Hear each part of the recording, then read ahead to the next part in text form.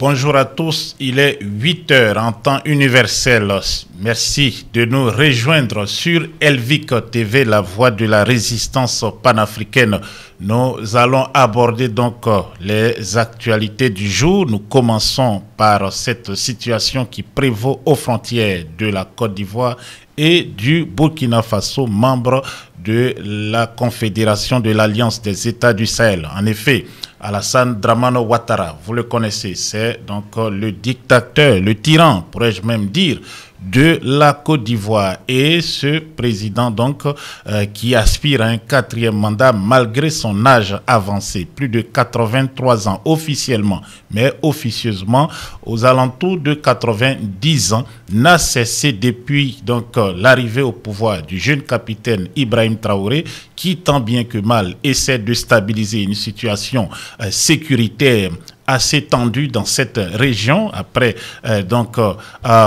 que des pays tels que le Mali, le Burkina Faso et aussi le Niger aient décidé de prendre en main la sécurisation de leur territoire et de leurs frontières afin d'éviter que le danger djihadiste ne progresse vers le sud, c'est-à-dire dans le golfe de Guinée où se trouve la Côte d'Ivoire. Alassane Ouattara donc, a considéré cela comme un affront, car ces personnes ont décidé de prendre leur autonomie et de se séparer de l'ex-puissance coloniale qui est donc toujours présent en Afrique par le biais donc du vieux dictateur qui ne veut pas, comme on le dit en Côte d'Ivoire, lâcher le morceau. Merci donc d'être là. Nous allons donc passer en revue cette actualité très importante, car les tensions sont vives depuis donc que Alassane Ouattara a cédé des bases militaires au nord de la Côte d'Ivoire. Les forces armées françaises qui initialement avaient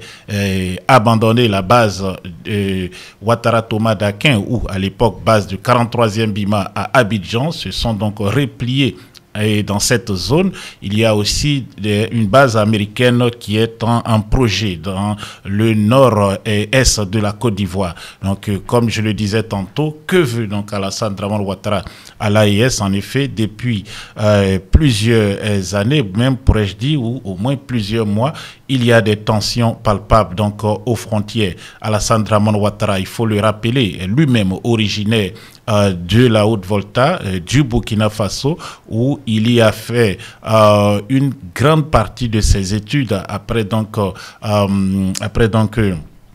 que son père, qui était un manœuvre agricole, qui avait été donc exporté sur le territoire de la Basse-Côte d'Ivoire par les colons, et il soit retourné dans son Sendou natal. C'est donc de Sendou qu'Alassane Dramane Ouattara ira au lycée, au collège d'abord à Bobo Dioulasso, ensuite au lycée à Ouagadougou, au lycée Zinda Kaboré de Ouagadougou, où il obtiendra une bourse d'études après donc des démarches entreprises par l'ex-ambassadeur de la Haute-Volta près les États-Unis d'Amérique avec résidence à Washington, son Excellence Monsieur Girma. Alassane Ouattara arrive donc aux États-Unis, étudie avec cette nationalité voltaïque et commence à exercer comme économiste au Fonds monétaire international à Washington DC. Il va se marier à une jamaïco-américaine. Il aura 2 enfants avec cette dernière. Il va divorcer d'elle et se lier à Dominique Nouvian, veuve Folorou, qui était, selon donc des indiscrétions, une maîtresse de hautes autorités de la Côte d'Ivoire. Alassane Dramane Ouattara, donc aspirant à la magistrature suprême, va renier ses origines lorsque donc le débat va faire rage en Côte d'Ivoire. Donc à la fin des années 90, début des années 2000, il n'hésitera pas avec son ami et complice Blaise Compaoré à lancer une opération militaire qui va se transformer en une rébellion armée qui va occuper donc une grande partie du territoire ivoirien, les zones nord, le centre, de même que les zones ouest pendant 8 ans jusqu'à ce qu'une élection présidentielle soit organisée et sous le couvert de la communauté internationale, une élection supervisée par l'ONU, mais qui va se terminer terminer en une crise post-électorale violente qui verra la mort de 3000 Ivoiriens. L'armée française, donc mandatée par Nicolas Sarkozy, va perpétrer un coup d'État pour permettre à Alassane Dramane Ouattara d'arriver au pouvoir, un pouvoir qu'il ne veut plus abandonner, un pouvoir donc qu'il veut confisquer indéfiniment et surtout étendre aux frontières nord de la Côte d'Ivoire. Alassane Dramane Ouattara n'a en tout cas pas cessé donc de s'ingérer dans les affaires des pays limitrophes du Nord, le Mali et le Burkina Faso. Ces derniers mois, les tensions sont vives avec le Burkina Faso dirigé par le jeune capitaine Ibrahim Traoré. Et Ibrahim Traoré dénonce chaque fois en tout cas des tentatives de déstabilisation de coups d'État en provenance de la Côte d'Ivoire. Et ce n'est pas tout. Le régime d'Abidjan fait donc une campagne internationale, mène une campagne internationale pour demander aux pays amis du Burkina Faso d'arrêter les ventes d'armes à ce pays. Donc une façon de dire qu'il faut les laisser mourir, il faut laisser donc ces personnes aux prises avec les djihadistes qui eux sont chaque fois donc qui sont alimentés en carburant et aussi en engins roulants, en logistique, mais surtout en argent. Voilà, l'argent provenant du trafic de drogue international. Direction donc sans trop tarder à Ouagadougou pour écouter le capitaine Ibrahim Traoré. C'est la même chose. Et c'est ce que nous déplorons. Et ça nous a fait beaucoup mal de voir que c'est un noir qui tient ces propos. C'est vrai qu'ils peuvent le regretter, par plusieurs canaux, ils essaient de se rattraper. Mais non, ça a été dit publiquement, il faut se rattraper publiquement.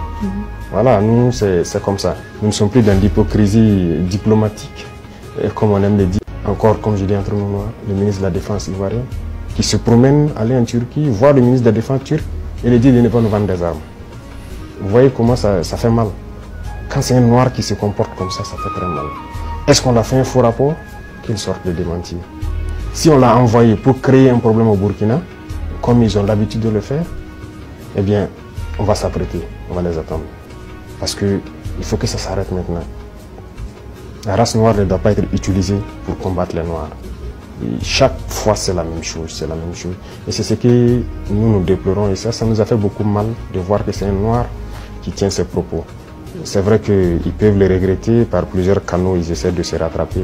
Mais non, ça a été dit publiquement, il faut se rattraper publiquement.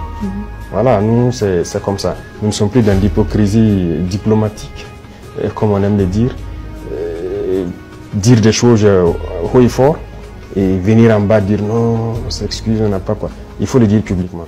Donc je les invite à se rattraper, à le dire publiquement, parce que la jeunesse africaine a compris, la jeunesse noire dans le monde entier a compris. Cette manipulation ne passe plus. Voilà, ça a toujours été le cas, utiliser des faux alibis pour espérer atteindre d'autres objectifs. Ça ne passe plus.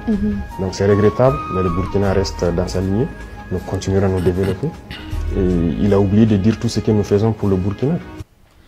Voilà, le capitaine Ibrahim Traoré donc s'exprimait sur les déclarations du général commandant l'Africom, les forces armées américaines, ou le commandement militaire américain pour l'Afrique, et qui s'était rendu à Abidjan et avant donc ce voyage avait effectué des déclarations affirmant que le gouvernement, donc le président Ibrahim Traoré, détournait l'or du Burkina Faso pour acheter des armes, pour se protéger, même pas pour acheter des armes, pour se protéger personnellement.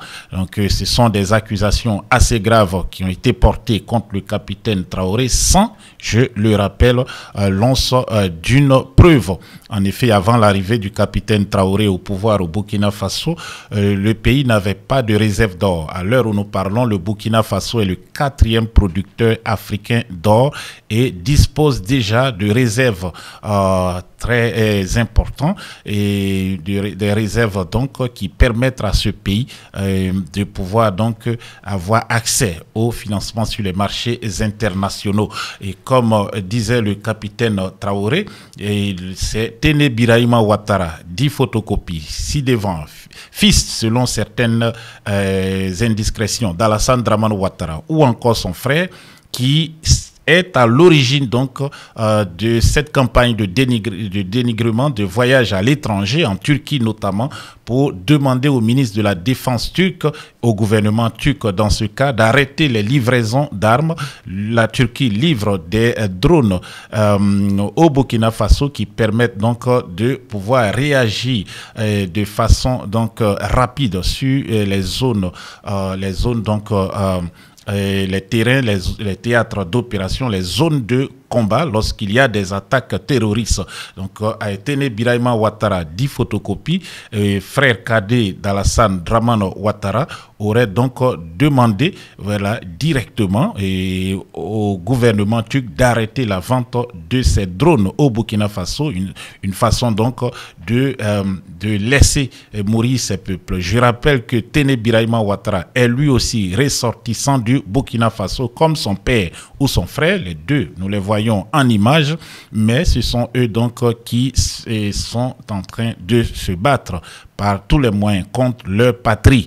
Ce sont donc, on peut le dire, des apatrides. Téné Birahima Ouattara est donc, selon certaines personnes, le fils ou le frère cadet d'Alassane Dramane Ouattara. Il aspire à remplacer ce dernier à la magistrature suprême en Côte d'Ivoire. Et pour ce faire, il n'a pas hésité à éliminer tous ses concurrents, y compris Ahmed Bakayoko, l'ancien premier ministre d'Alassane Dramane Ouattara, mort dans des conditions troubles à l'hôpital américain de Paris, le nouvel hôpital des hommes de pouvoir en Côte d'Ivoire. Écoutons ce reportage. L'ambition dévorante de Téné Birahima Ouattara de succéder à son frère aîné l'a poussé à éliminer systématiquement tout ce qui, au sein du RHDP, manifestait des ambitions présidentielles. Cette stratégie macabre a semé la terreur parmi les proches du président Ouattara, au point que plus personne n'ose exprimer le désir de se présenter aux élections de 2025, même si le président Ouattara lui-même le souhaitait. Je vous ai écouté très attentivement et je peux vous dire que je note une écrasante majorité en faveur de la proposition de proposer Amadou Gon Coulibaly comme notre candidat.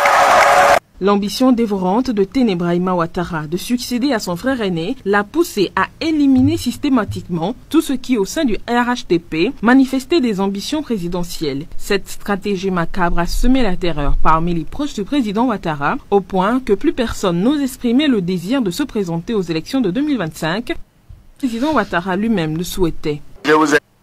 Voilà, donc vous avez écouté ce reportage très clair. Téné Birahima Ouattara a éliminé systématiquement toutes les personnes qui avaient été soit choisies par le parti ou même par décision d'Alassane Dramane Ouattara. Encore faut-il voir que cette décision était sincère. Toutes ces personnes ont été donc éliminées par Téné Birahima Ouattara, le fils ou le frère cadet d'Alassane Dramane Ouattara. Aujourd'hui, le RHDP se retrouve sans candidat à l'élection présidentielle et Alassane Dramane Ouattara aspire donc à un 4e mandat et est-il à l'origine donc de ces actions de son fils ou de son frère où il découvre comme les autres donc des actes graves, assez graves, donc des assassinats politiques commis par son fils ou son frère et qui seront peut-être un jour jugés devant les tribunaux. Téné Birahima Ouattara, un homme qualifié de froid, d'assez aussi violent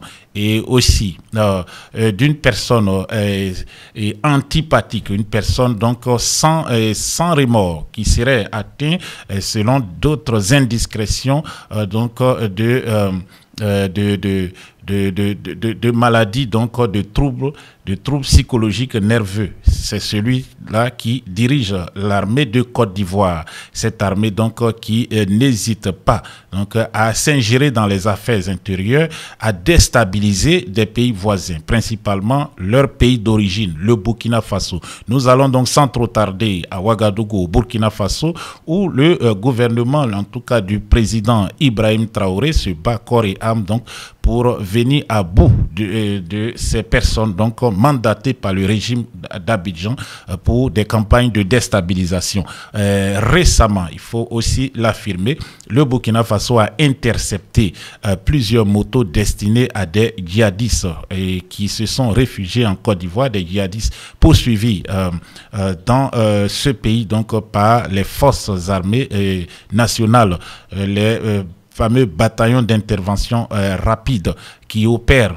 dans la zone sud du pays, c'est-à-dire la zone nord, donc la frontière nord de la Côte d'Ivoire, ont réussi à mettre en déroute des terroristes qui se sont réfugiés en Côte d'Ivoire. Ces terroristes sont donc approvisionnés, ravitaillés par ceux qui, depuis Abidjan, tirent les ficelles de cette campagne criminelle des groupes armés djihadistes dans le Sahel, et donc il les réarme, il les entraîne, il les nourrit, il les soigne et les ramène donc au combat. Voilà, nous allons donc sans trop tarder à Ouaga pour écouter ce reportage après la saisine de ce lot de matériel, plus de 900 motos et 360 tricycles destinés aux terroristes en partance pour la ville de Korogo. Cette cargaison estimée à plusieurs milliards a été donc saisie par la police burkinabé. Cette rencontre avec les acteurs économiques est initiée au regard de la saisie opérée par les forces de police burkinabé dans la lutte contre le financement du terrorisme. 900 motos Aloba et 164 tricycles d'une valeur totale d'1 milliard de francs CFA. C'est le butin saisi et présenté à la presse. C'est important. L'eau de matériel devrait servir à la mobilité des groupes armés terroristes. Franck Ouedraogo, Lambert Souma. La lutte contre le financement du terrorisme et le blanchiment de capitaux amorce une nouvelle trajectoire au Burkina Faso. Au camp CRS de Wayalguin, le ministre de la Sécurité présente l'importante cargaison de motos de type Absonic Aloba et de tricycles saisis par les forces de police sur le terrain. En violation des règles en la matière, ces moyens roulants étaient convoyés dans un pays voisin. Nous sommes venus ici aujourd'hui parce qu'il y a une saisie de cargaison de 900 motos Absonic et de 164 tricycles sur la RN1 à destination de Korogo en République de Côte d'Ivoire. Alors, depuis le 7 avril jusqu'à nos jours, personne n'est venu revendiquer la propriété de ces motos, ni justifier la destination de ces motos. Donc, à l'instant T, nous présumons que ces motos étaient destinées aux terroristes. À l'instant T, ces motos seront confisquées et confiées à l'unité qui a procédé à la saisie de ces motos pour être employés par nos FDS et nos VDP sur le théâtre des opérations.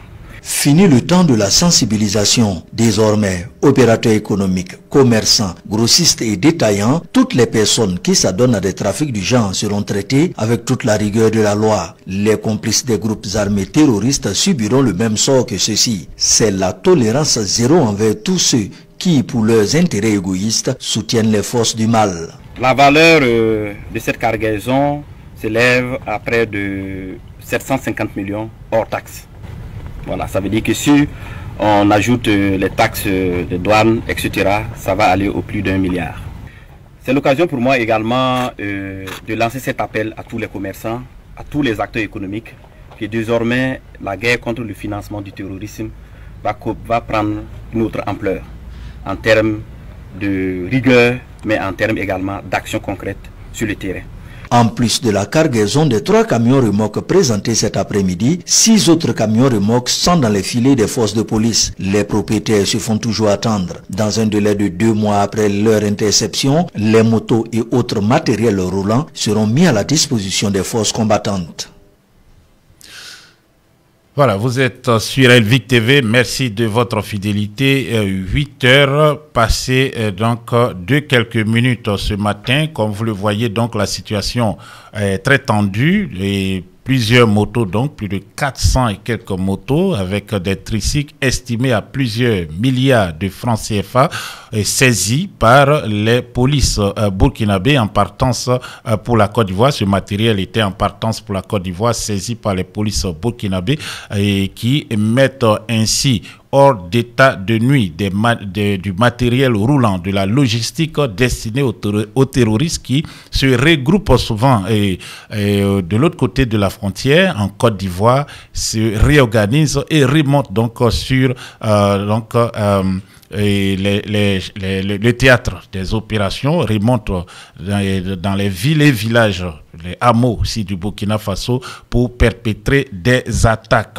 Voilà, c'est donc le moyen trouvé par le régime d'Abidjan pour affaiblir les gouvernements de l'AES et pouvoir ainsi frapper Alassane Draman Ouattara, ayant promis à la France qu'il fera son possible pour ramener l'AES dans le giron de la France. Mais cette opération, on le voit, est vouée à l'échec.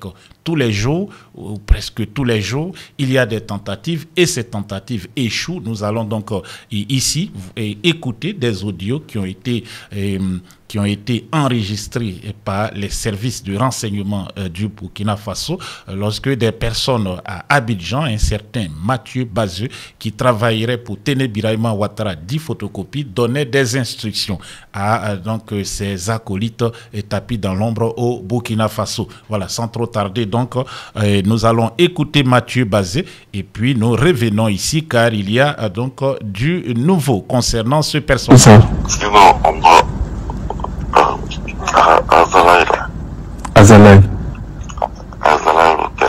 Azalaï Hôtel, oui. On a des gens de chez nous qui sont là-bas. Ok. Quand je dis de chez nous, là, c'est des Ivoiriens. Ah, Ils ok. sont quatre. Ils sont à Azalaï là-bas. Ok. Et là, non. Je vais essayer de voir. Je vais te dire le nom de... Ok. On ne quitte pas.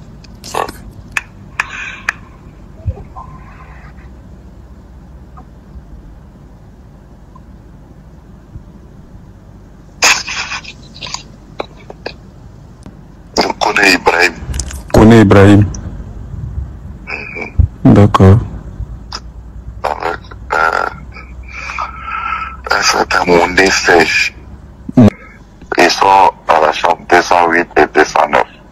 D'accord, ça m'a c'est noté. Les deux sont à la chambre 4. D'accord, ok, c'est noté. Donc, je vais vous revenir par rapport à tout ça.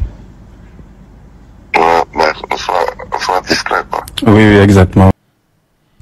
Voilà, vous avez écouté donc cette communication téléphonique interceptée par les services de renseignement burkinabé qui l'ont rendu public. Une communication donc entre le nommé Bazeux Mathieu et un de ses contacts au Burkina Faso, préparant donc une opération de déstabilisation du pays et du gouvernement du capitaine Ibrahim Traoré.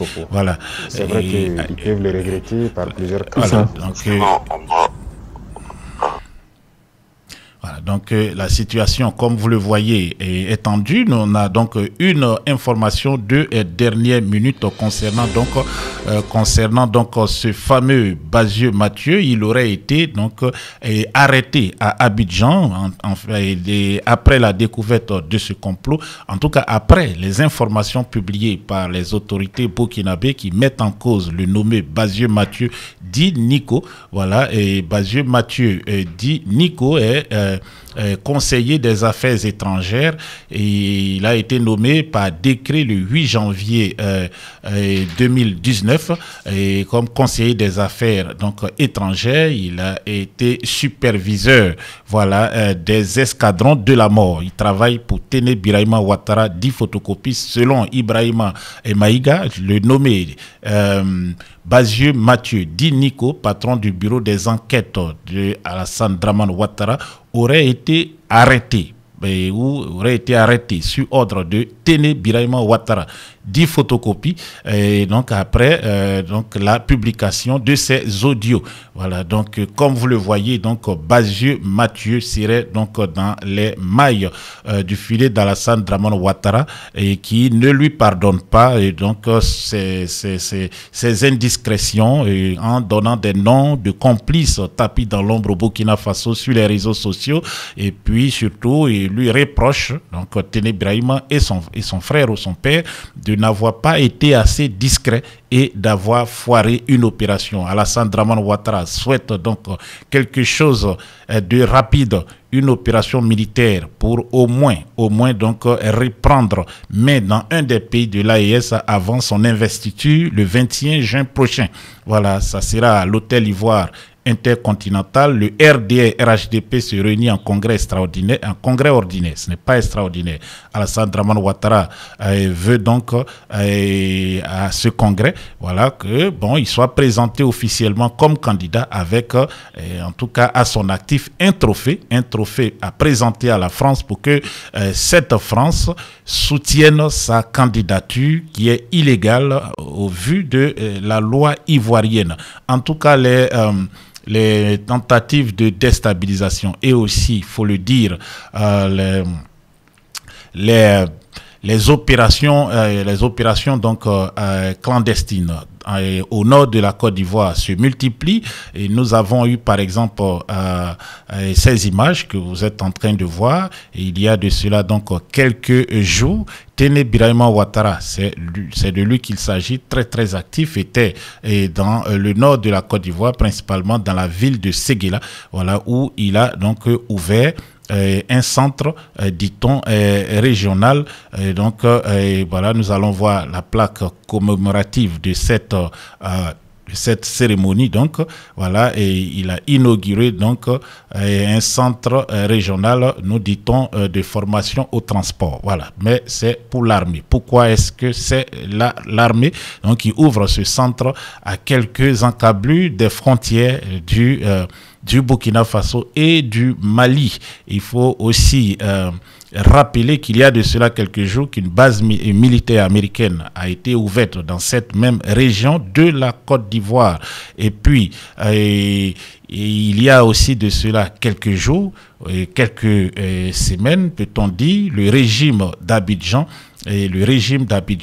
en tout cas, a interpellé, a arrêté des militaires, premièrement des VDP, des volontaires pour la défense de la patrie, qui s'étaient perdus et sont sortis de l'autre côté de la frontière dans les encablures de Doropo, qui est une ville frontalière, voilà, juste quelques kilomètres après donc avoir traversé le Lariba, qui est le fleuve donc qui sépare les deux pays. Les 12 militaires ont été arrêtés, des militaires qui poursuivaient des djihadistes, des terroristes, qui lorsqu'ils sont donc lorsqu'ils sont affaiblis, lorsqu'ils sont aux prises avec les forces de défense de ces pays, se réfugient en Côte d'Ivoire. Donc ces militaires, exerçant leur droit de poursuite, ont essayé donc d'interpeller ces djihadistes, et donc ils ont été, eux, arrêtés par les forces armées ivoiriennes et conduits à Abidjan. Voilà, à Abidjan, on ne sait pas donc où ils sont détenus, peut-être qu'ils le sont au Sébroco, où exerçait le fameux Mathieu, voilà, dit Nico. Et aussi, la Côte d'Ivoire a arrêté, il y a de cela quelques jours, 6 autres membres des forces de défense du Burkina Faso, voilà, qui aussi s'étaient perdus, sont rentrés dans cette zone. Les 12 premiers étaient des membres des forces dites VDP, des volontaires de défense de la patrie. Et puis la Côte d'Ivoire, vous le voyez ici, a donné, donc, bon, pas des instructions, mais a, et en tout cas, demandé au Libéria d'arrêter des Burkinabés qui seraient dans les villes environnantes. Ainsi, une soixantaine de ressortissants burkinabés ont été arrêtés dans le Niba County et ont été donc expulsés vers la Côte d'Ivoire, qui à son tour les expulse vers le Burkina Faso. Je rappelle que ces personnes sont au Libéria souvent pour des activités, et voilà, des activités agricoles, etc. Mais pour Alassane Dramane Ouattara, qui a une peur bleue actuellement de perdre le pouvoir, et ce sont des mercenaires qui seraient donc au Libéria pour venir déstabiliser son pays. Une soixantaine de personnes donc arrêtées au Libéria dans le Niba County et donc remises aux forces de police de la Côte d'Ivoire, que vous voyez à la frontière entre les deux pays. On voit là derrière donc ces agents de l'immigration du Libéria et de la police donc ivoirienne. on aperçoit le pont sur le Cavali. Donc c'est 60 jeunes burkinabés ont été ou seront remis aux autorités burkinabées. En tout cas, on l'espère bien. Pour l'heure, ils sont détenus par les autorités ivoiriennes, peut-être par la DST, la Direction de la Surveillance du Territoire. Cela montre, comme vous le voyez, donc la situation que nous qualifions de tendue aux frontières des deux pays, et puis les relations aussi militaires, diplomatiques et politiques sont quasiment rompues. Alassane Dramane Ouattara, qui, je le rappelle, est originaire du Burkina Faso, aspire donc à prendre pied dans ce pays. Il ne supporte pas que le jeune capitaine Ibrahim Traoré donc ne se mette pas sous sa coupole et aille se livrer pieds et mains liés à la France. Alassane Dramane Ouattara prépare aussi donc son avenir politique, comme nous l'explique Ibrahim Maïga. Alassane Ouattara, s'il ne parvient pas à perpétrer ce coup d'État qu'il compte faire au Burkina Faso ou au Mali, et si la situation est politique et sociale venait donc à se détériorer en Côte d'Ivoire, il pourrait avoir recours aux djihadistes, aux terroristes qui sont, comme vous le savez, donc hébergés dans ce pays. On va d'ailleurs le voir tout à l'heure avec donc des informations aussi qui sont à notre disposition. Donc Ibrahim Maïga explique très bien le plan d'Alassane Dramane Ouattara pour les prochains mois. Je rappelle que le 21 juin prochain, le RDR-RHDP va donc tenir son congrès qui va peut-être élire Alassane Dramane Ouattara encore président. Je rappelle qu'il exerce le mandat de façon illégale, et un congrès aussi où il pourrait être désigné comme le candidat de cette formation à l'élection présidentielle, et après avoir éliminé en instrumentalisant la justice, en instrumentalisant la commission électorale indépendante, tous ses adversaires politiques. Aujourd'hui, tout ce qui se passe là, il a sa main dedans. Et dans l'autre phase, dites-le aux Ivoiriens, partagez au maximum. Si le chef a fait le coup d'État au Burkina, il va commencer à lui-même, quand ça va chauffer en Côte d'Ivoire, commencer à faire organiser des attaques terroristes pour essayer de vous faire peur. Je le répète, s'il échoue à faire son coup d'État au Burkina, dans ces derniers temps, avant juin, il va commencer à faire des attaques terroristes sur le sol ivoirien pour pouvoir vous faire peur et vous soumettre. Je le répète encore aux Ivoiriens, si Alassane Ouattara échoue à faire son coup d'État au Burkina, il va commencer à organiser des attaques terroristes en Côte d'Ivoire pour essayer de vous faire peur dans le but de vous soumettre. Comprenez ce message et retenez ça très bien. Que je sois là ou pas, d'ici là, vous allez vous dire que vous avez entendu ça quelque part. C'est pour ça que c'est important de partager, même d'enregistrer la vidéo si vous pouvez, pour très bientôt. Parce que la vérité arrive. Il faut qu'on se donne la main. Il ne faut pas qu'on laisse nos frères ivoiriens seuls. Non, on doit les soutenir. Parce qu'ils ne sont pas responsables de tout le banditisme, de ces mercenaires à la tête de la Côte d'Ivoire. Non, ils ne sont pas responsables de ça. Ces bandits qui sont à la tête de la Côte d'Ivoire ne représentent pas les Ivoiriens. Ce sont des braqueurs électoraux qui sont venus, qui se sont imposés au premier mandat par les armes, au deuxième mandat par les armes et l'exclusion, au troisième mandat par les armes et l'exclusion, et à un quatrième mandat par une exclusion qui est en train de se dérouler sous vos yeux. Nous ne sommes pas des moutons. On va s'exprimer pleinement sur ça parce que ça nous regarde. Parce que quand un pays ouvertement reçoit des terroristes sur son sol pour pouvoir nous attaquer, juste parce que ce régime irresponsable ne nous veut pas, mais c'est que c'est un ennemi, c'est un terroriste qui dirige cette nation. La nation, les vraies populations de cette nation même souffrent du terrorisme de ces bandits à la tête de ce pays. Et je compte encore une dernière fois sur vous pour partager au maximum ce message. Portez-vous bien et bonne... Voilà, vous avez écouté Ibrahim Maïga depuis les États-Unis qui donne cette analyse des probables plans d'Alassane Dramane Ouattara pour les mois à venir. Voilà, si il échoue dans sa quête donc de renverser le gouvernement du Burkina Faso ou aussi celui du Mali, Alassane Dramane Ouattara pourrait donc activer une campagne terroriste en Côte d'Ivoire pour créer la peur, créer la psychose et ainsi donc voilà, pouvoir sans aller aux élections se maintenir au pouvoir. Car les Ivoiriens diront, bon, on veut la paix, la sécurité, sécurité, bon, il faut qu'il reste, etc. Voilà, je rappelle que Blaise Compaoré, qui fut un négociateur au pair dans le Sahel pour des affaires d'enlèvement, voilà, perpétrées par des terroristes, se trouve à Abidjan, où il réside dans une villa de plus de 12 milliards de francs CFA. Au passage, 12 terroristes présumés arrêtés par la gendarmerie nationale à Teiri, c'est dans le nord de la Côte d'Ivoire, se sont volatilisés dans la nature et bon, juste quelques jours après leur interpellation. Ils n'ont pas été conduits à Abidjan comme l'ont été les VDP, et qui, je rappelle, sont des jeunes volontaires et qui défendent leur patrie et qui se battent donc contre cette horde de djihadistes. Par contre, ces djihadistes, au nombre de 12, sont dans la nature, probablement encore sur le sol ivoirien. Ont-ils été libérés donc voilà, de façon encouverte, ou ont-ils simplement pris la poudre d'escampette et puis ils se cachent en attendant peut-être de passer à l'acte? La Côte d'Ivoire va vivre dans les mois à venir et bon, dirais-je, des situations difficiles, car le pays doit connaître initialement une élection, mais en tout cas Alassane Dramane Ouattara a décidé donc d'éliminer tous ses adversaires politiques et de rester le seul candidat en lice. Pour l'heure, aucun opposant de taille ne peut participer à cette élection car ils ne sont même pas présents sur la liste électorale.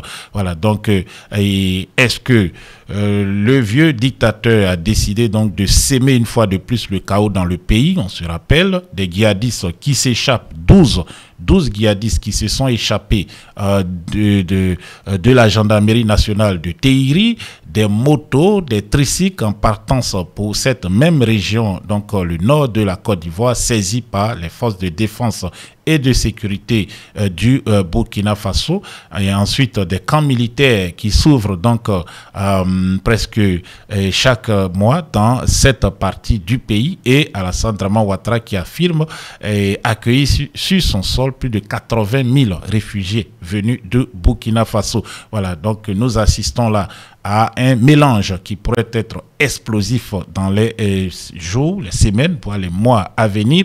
Et puis, il faut le dire, le Burkina Faso, avec le capitaine Ibrahim Traoré, est résolument engagé à préserver sa souveraineté et surtout son indépendance, et aussi donc à apporter la sécurité aux populations, et puis aussi sécurité pour leurs biens. Et donc les Burkinabés sont donc décidés à ne pas se laisser faire. Que fera Alassane Dramane Ouattara dans les semaines à venir avant le 21 juin 2025? C'est la question donc que tout le monde se pose à Abidjan. Sera-t-il d'abord candidat? Ne sera-t-il pas candidat? Va-t-il continuer donc ces tentatives de déstabilisation après les échecs successifs, voilà, et les échecs donc de ces opérations donc de déstabilisation? Et toutes les personnes comme ce fameux Mathieu, toutes les personnes donc qui sont impliquées dans ces opérations sont mises à nu, sont donc mises à découvert par les autorités du Burkina Faso, donc qui veillent au grain. Voilà, donc on va donc aller à Ouagadougou. Vous savez qu'il y a de cela quelques jours, il y a eu donc la cérémonie d'inauguration du mausolée du capitaine Thomas Sankara, et qui symboliquement donc a passé le relais au capitaine Ibrahim Traoré. Avec toi, tu tiens entre tes mains ce que beaucoup ont laissé tomber. Le flambeau est entre de bonnes mains. Je marcherai avec le peuple et pour lui je ne reculerai pas.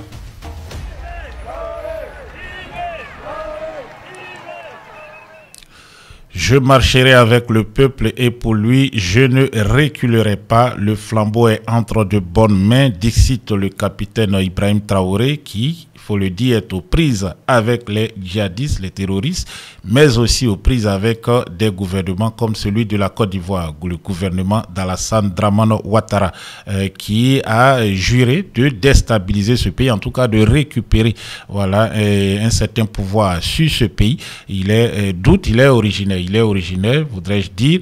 Alassane Dramane Ouattara, pour le compte de la France, est en mission commandée au Sahel, et il multiplie les tentatives donc de déstabilisation, de même que les opérations donc clandestines pour saper le moral des troupes, saper le moral des populations, et ainsi donc pouvoir atteindre ses objectifs. Mais le peuple burkinabé est résolument engagé à ne pas se laisser faire, et Elvic TV aussi suit cette situation de près et vous tiendra informé au quotidien de tout ce qui se passe dans cette zone, et en tout cas que ce soit en Côte d'Ivoire, dans le golfe de Guinée, ou que ce soit dans le Sahel, et jusqu'à cette date des élections. Voilà, date donc pour cette élection fixée au 25 octobre 2025, mais que tout le monde semble s'accorder qu'elles ne se tiendront pas. La Côte d'Ivoire sûrement n'ira pas à cette élection. Seule une insurrection populaire ou même un prononciamiento de l'armée, c'est-à-dire une opération des forces de défense et de sécurité viendra mettre fin à la souffrance des 30 millions d'Ivoiriens et des plusieurs dizaines de millions de populations qui vivent dans l'AES et dans l'Afrique tout entière. Merci donc de nous avoir suivis. Restez en notre compagnie pour d'autres actualités, pour des mises à jour sur d'autres informations. Aujourd'hui, Jean-Louis Billon, par exemple, tiendra une conférence de presse. C'est celui qui a été choisi par Alassane Dramane Ouattara pour décapiter, déstabiliser le PDCI-RDA. L'opération ayant échoué, ce dernier donc a donné rendez-vous aujourd'hui aux journalistes de la presse nationale et internationale à l'hôtel Azalaï. Décidément, les gens du régime et leurs complices adorent cet hôtel, l'hôtel Azalaï. Voilà, que ce soit à Abidjan ou à Ouagadougou, encore à Bamako, l'Azalaï, c'est le lieu de rencontre de ces personnes. Vous avez écouté Nico, le fameux Nico Bazo Mathieu, parler de cet hôtel. Les complices logeraient dans cet hôtel. Donc Jean-Louis Billon sera à l'hôtel Azalaï aujourd'hui. Ne manquez pas, Elvic TV va faire le point de cette conférence de presse en soirée. Et puis aussi Charles Blé Goudé doit donner une conférence de presse pour parler de la manifestation prévue par l'opposition, en tout cas par la coalition de l'opposition Cap Côte d'Ivoire pour le 31 mai prochain. Il y a eu des problèmes. Le régime tente donc d'interdire cette manifestation. Il prétexte que la place qui avait été choisie initialement a été occupée ou est occupée par des femmes. Et en tout cas, Charles Blé Goudé doit annoncer donc un autre lieu. Ne manquez pas donc cette conférence de presse. Nous allons aussi donc en parler au cours de nos prochaines éditions. Merci de votre fidélité. C'était Isaac Kofi depuis Bamako pour Elvic TV Résistance.